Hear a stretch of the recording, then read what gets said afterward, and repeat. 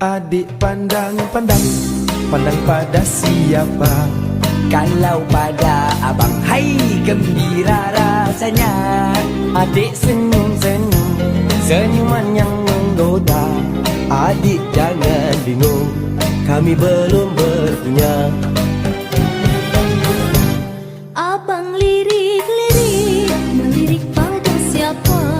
Kalau pada adik, melayanlah jawabnya. Abang genik-genik, genik mata buaya. Abang baik sikit, nanti kupulas telinga. Hai cik adik, Ya cik abang, manis gerita, biasa saja. siapa nama, Itu rahasia, tinggal di mana, rumah bunda. bolehkah kami Boleh apanya abang? jalan bersama? Oh itu bahaya. Jangan di belakang ibu dan tertantang. Hai cik adik sayang, jalan merenggang-lenggang, tak ubah seperti air putih gunung Ledang.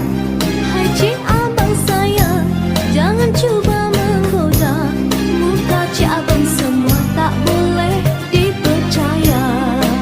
Hai cik abang, Cik adik sayang, adik bertanya, tanya abang, kenapa abang kenapa sayang? suka buang masa? Memang hobi kita, Nampak bergaya, itu esok saja, apa pun tak ada. tapi debu ada. Memang abang semua tak berguna.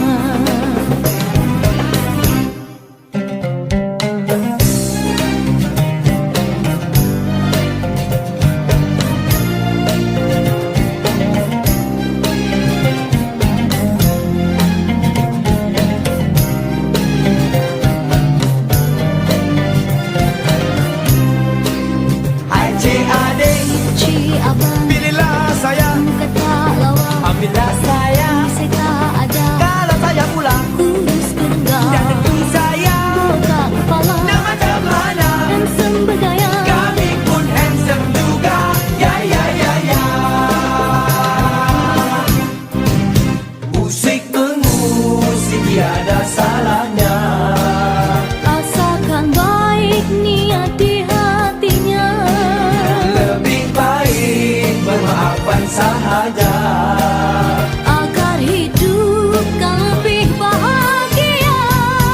Bersama marilah kita bersalam-salaman, tanda bermulakan persahabatan.